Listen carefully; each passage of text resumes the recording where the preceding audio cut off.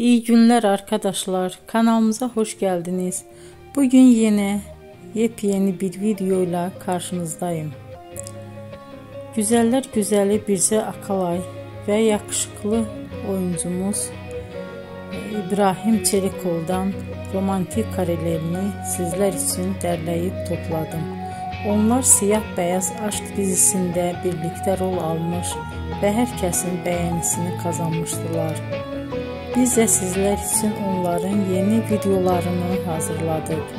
Bu videoların gelmesini istiyorsanız emeğinize saygı olarak kanalımıza abone olup sona kadar izlemeyi ve yorum yazmayı unutmayın. Herkese teşekkür ederim.